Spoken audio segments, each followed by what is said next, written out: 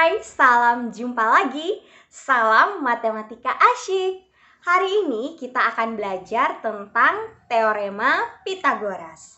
Nah, teorema Pythagoras itu hanya berlaku pada segitiga siku-siku, di mana sisi miringnya itu sama dengan jumlah kuadrat sisi lainnya. Jadi, kalau yang ditanyakan adalah sisi miring, maka kamu tinggal menjumlahkan kuadrat dari sisi tegak maupun sisi alas. Kalau yang ditanyakan adalah sisi tegak atau sisi alas, maka kamu tinggal kurangkan sisi miring dengan sisi lainnya yang diketahui. Perlu diingat bahwa sisi miring itu merupakan sisi yang terpanjang. Letak sisi miring itu selalu berhadapan dengan sudut siku-siku. Jadi, untuk mempelajari teorema Pythagoras, yang harus kamu ingat itu adalah perpangkatan dan juga akar pangkat. Jadi, hafal perkalian dengan benar, cara perkalian bersusun dengan benar agar kamu tepat dalam menyelesaikan soal tentang teorema Pythagoras.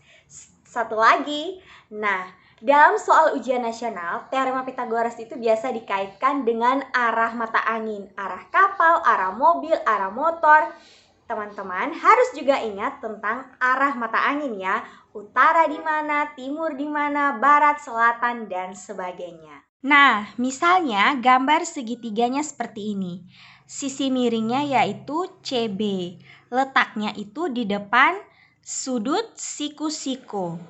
Nah, jika yang ditanyakan adalah sisi miring yaitu CB, seperti yang sudah dibahas tadi bahwa sisi miring adalah jumlah kuadrat sisi yang lainnya. Jadi ini kita pakai akar, berarti sisi tegak yaitu CA atau AC kuadrat ditambah dengan sisi alas yaitu AB kuadrat. Ini di dalam akar ya.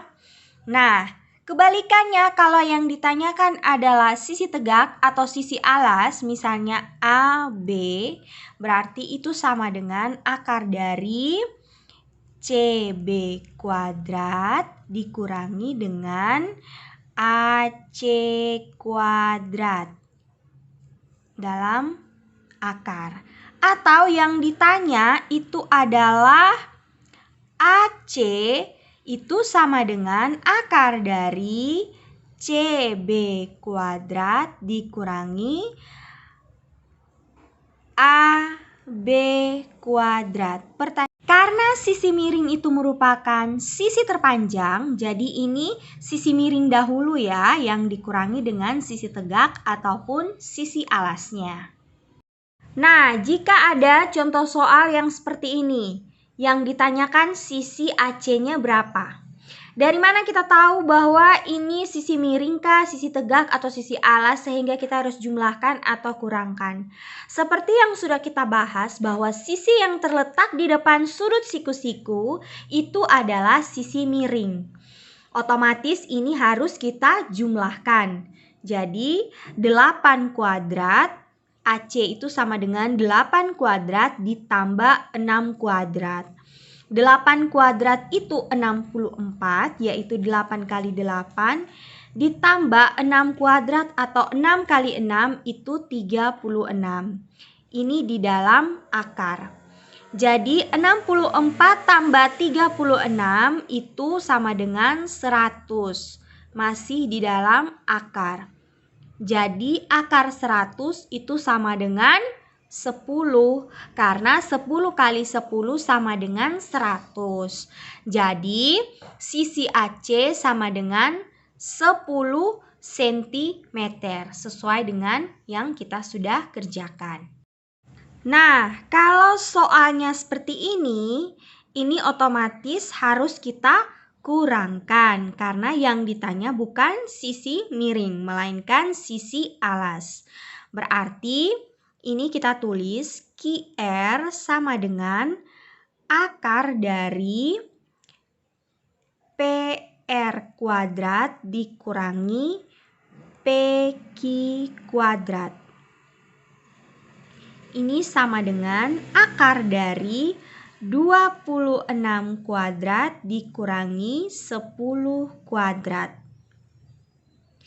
Maka ini sama dengan akar dari 26 kuadrat itu sama dengan 26 kali 26 sama dengan 676 dikurangi 10 kuadrat itu sama dengan 10 kali 10 sama dengan 100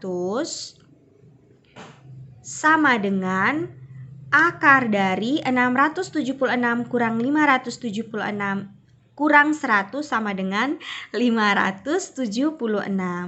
Nah, akar 576 itu sama dengan 24 cm.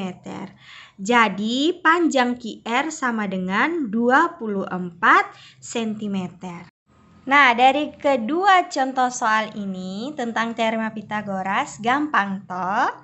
Jadi yang perlu diingat, kalau yang ditanya itu sisi miring, maka kamu jumlahkan. Kalau yang ditanya itu adalah sisi tegak atau sisi alas, maka kamu kurangkan.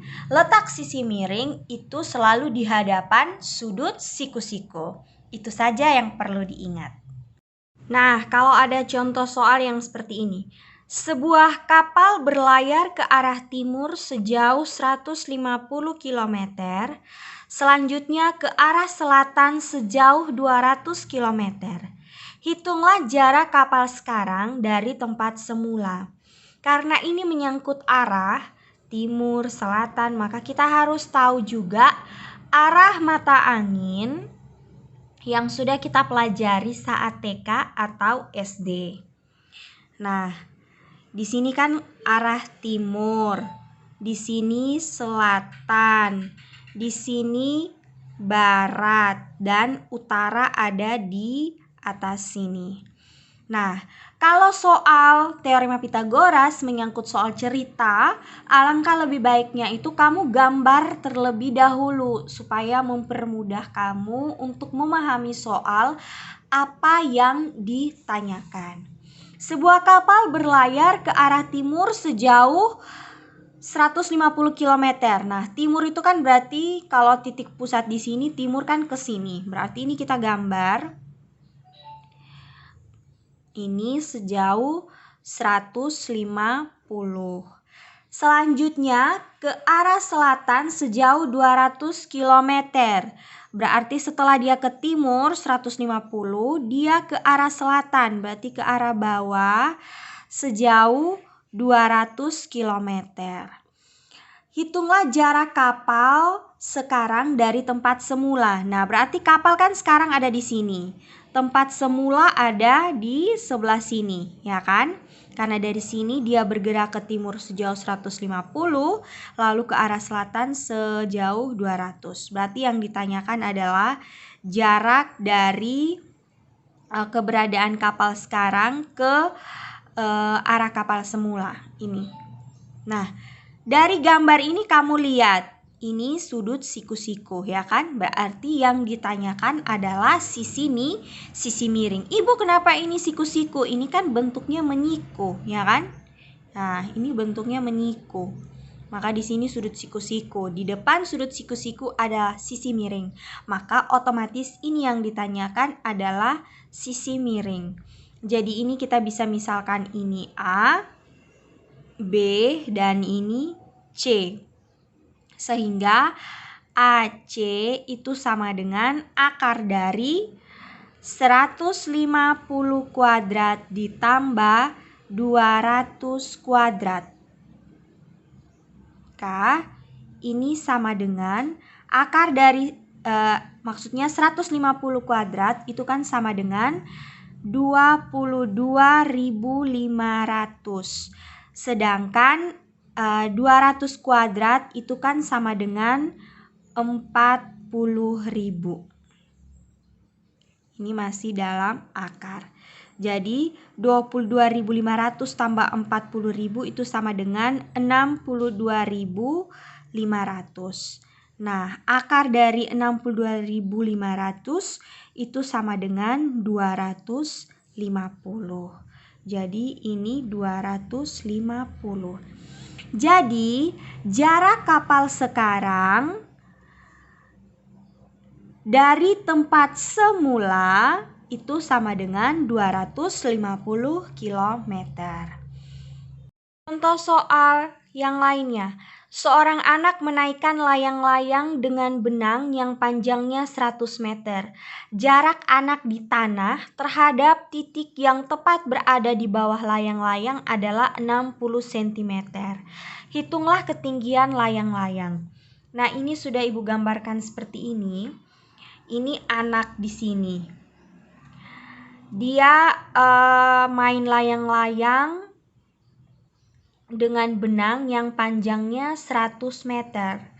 Ibu, kenapa itu miring? Nah, kamu biasa main layang-layang apa lurus? Apa layang-layangnya itu lurus dengan kamu? Tidak kan? Pasti dia miring seperti ini. Jadi ini kita gambarkan sesuai dengan cerita. Jadi ini anak, di sini layang-layangnya, panjang benangnya 100 meter.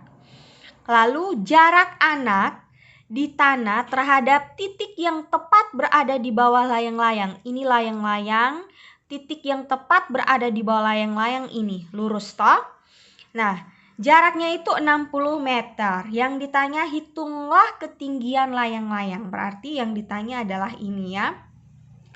Otomatis ini sisi miring, ini sisi alas, yang ditanya adalah sisi tegak. Berarti harus kita kurang. Sisi yang terpanjang adalah sisi miring, berarti 100 kuadrat dikurangi 60 kuadrat. 100 kuadrat itu sama dengan 10.000. Kurang 60 kuadrat itu sama dengan 3.600. Nah, 10.000 kurang 3.600 itu sama dengan 6.400. Nah, akar dari 6.400 itu sama dengan 80. Karena 80 kali 80 itu sama dengan 6.400. Jadi, tinggi layang-layang adalah 80 meter. Nah, dari kedua contoh soal cerita tentang teorema Pitagoras ini, maka Ibu sarankan sebelum menyelesaikan soal, kamu harus terlebih dahulu menggambar supaya kamu bisa tahu sisi mana yang ditanyakan, sehingga kamu bisa tepat menggunakan rumus. Apakah ini harus dikurang ataukah ditambah?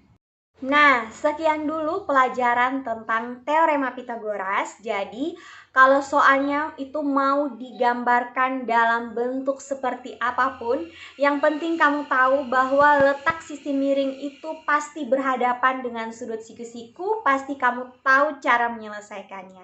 Karena ketika yang ditanyakan adalah sisi miring, maka pasti dijumlahkan. Kalau yang ditanyakan adalah sisi tegak ataupun sisi alas, pasti dikurangkan. Jangan lupa pangkat di dalam akar. Oke, kalau soal cerita, Ibu sarankan gambar dulu ya, supaya lebih mudah dalam menentukan apa yang ditanya, sisi mana yang ditanya. Oke, salam jumpa lagi di materi yang berikutnya. Salam matematika asyik.